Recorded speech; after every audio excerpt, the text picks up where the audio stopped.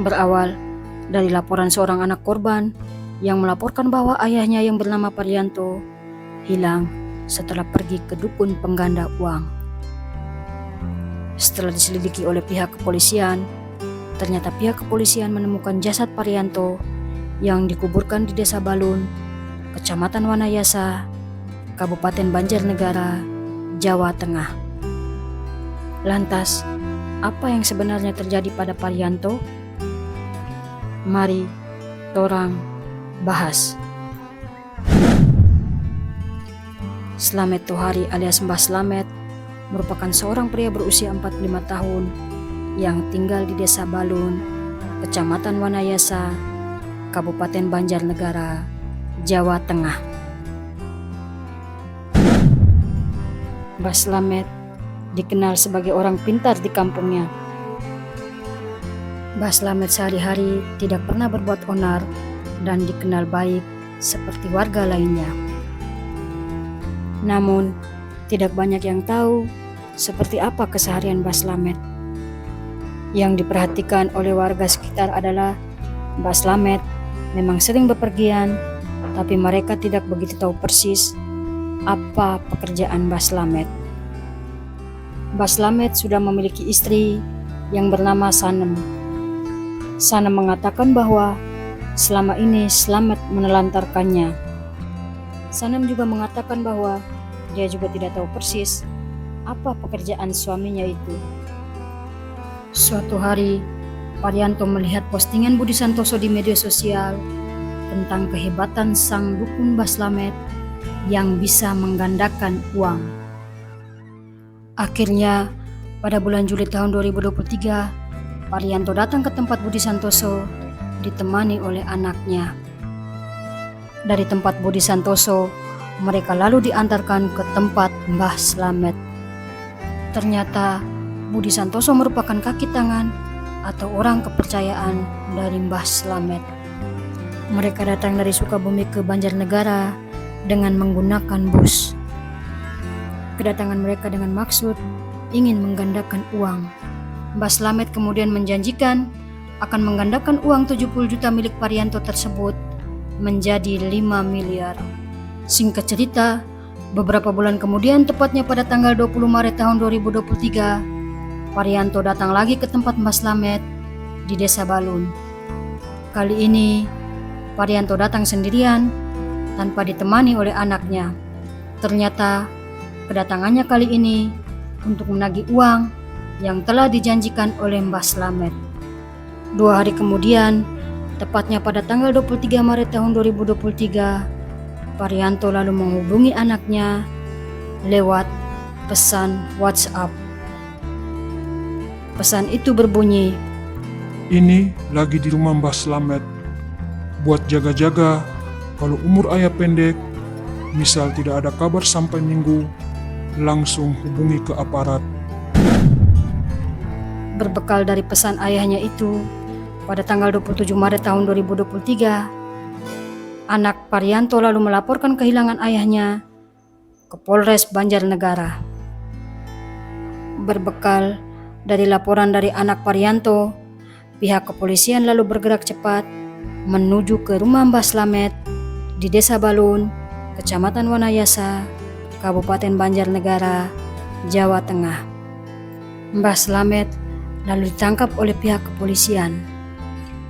Setelah menginterogasi Mbah Slamet, pihak kepolisian juga menangkap orang kepercayaan atau tangan kanan dari Mbah Slamet yang bernama Budi Santoso. Ternyata Budi Santoso mempunyai tugas untuk memposting dan mempromosikan kemahiran tipu menipu Mbah Slamet di media sosial. Budi Santoso juga bertugas untuk mengatur jadwal para korban untuk bertemu dengan Mbah Slamet. Pada tanggal 1 April tahun 2023, pihak kepolisian menemukan jasad Parianto yang sudah terkubur di Jalan Setapak menuju Desa Balun. Ternyata Mbah Slamet membunuh Parianto dengan cara memberikan Parianto minuman yang telah dicampuri racun. Hal tersebut dilakukan Mbah Slamet lantaran Mbah Slamet kesal kepada Parianto yang terus menagihnya uang.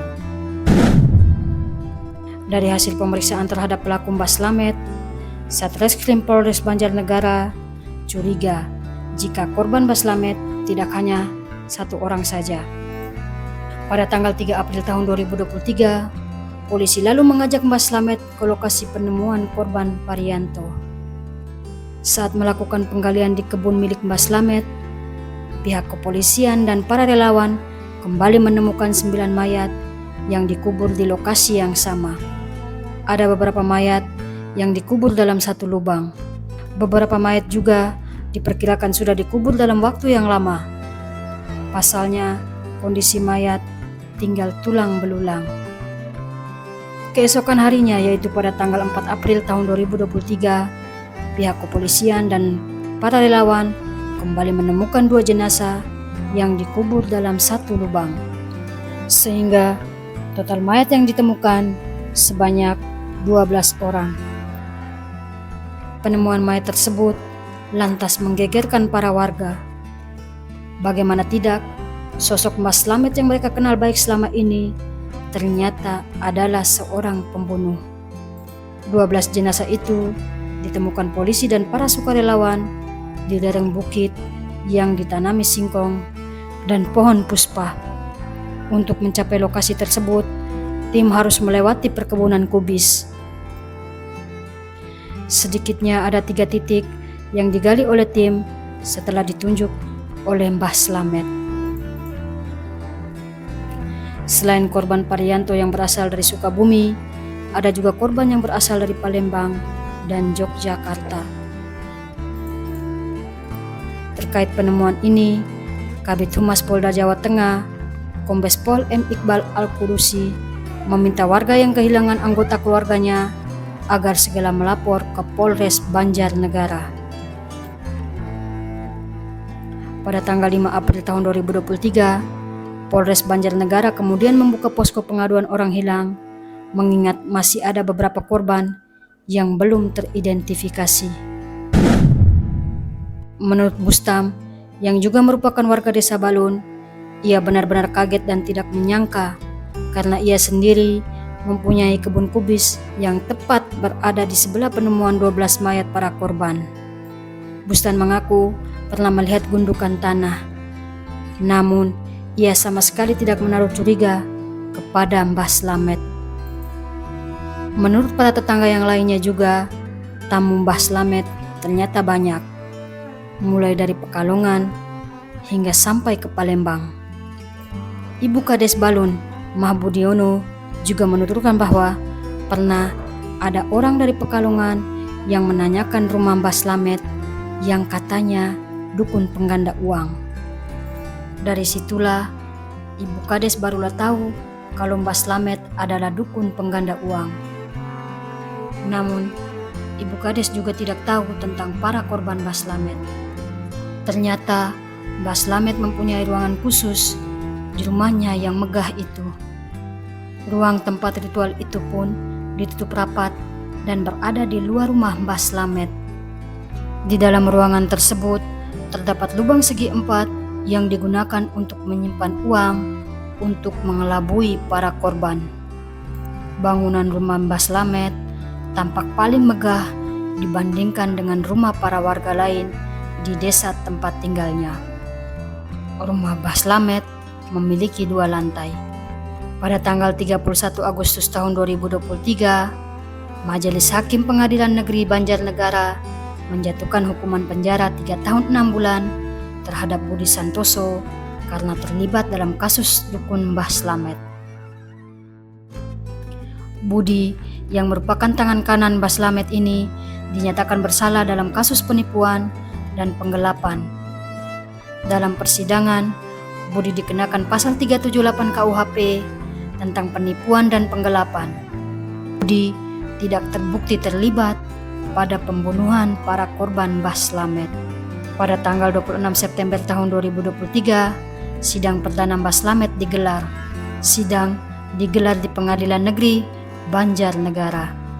Ia didakwa dengan pasal berlapis, mulai dari pembunuhan berencana, penipuan, penggelapan, dan uang palsu. Dalam persidangan tersebut, jaksa menghadirkan sejumlah saksi di antaranya keluarga korban, tetangga, dan keluarga terdakwa, hingga saksi ahli dan dokter forensik. Tanggal 21 Desember tahun 2023, jaksa membacakan tuntutan kepada Slamet Tohari alias Mbah Slamet, sang dukun pengganda uang di Banjarnegara. Ia dituntut hukuman mati. Jaksa menilai perbuatan terdakwa telah membunuh 12 orang secara sadis. Selain pasal pembunuhan berencana, terdakwa juga terbukti melakukan penipuan dan uang palsu. Pada tanggal 1 Februari tahun 2024, sidang vonis Mbah Slamet kembali digelar di Pengadilan Negeri Banjarnegara. Majelis hakim yang dipimpin oleh Ketua Niken Rohyati menyatakan Slamet terbukti bersalah melakukan pembunuhan berencana dan menyimpan uang palsu serta menipu. Atas putusan tersebut, Slamet lalu mengajukan banding. Ketua Majelis Hakim Niken mengatakan hal-hal yang memberatkan terdakwa antara lain: terdakwa menguburkan korban dengan cara tidak manusiawi, membunuh 12 korban dengan cara diracuni dengan potas, yang mana sebelum meregang nyawa, para korban terlebih dahulu merasakan sakit yang luar biasa. Selain itu, terdakwa juga tidak menunjukkan rasa iba terhadap korban, termasuk telah membuat duka mendalam bagi keluarga korban dan sebagian anak-anak korban menjadi yatim piatu. Sekian cerita torang hari ini. Mohon maaf apabila ada kesalahan dalam penyampaian cerita. Sampai jumpa di video selanjutnya. Terima kasih.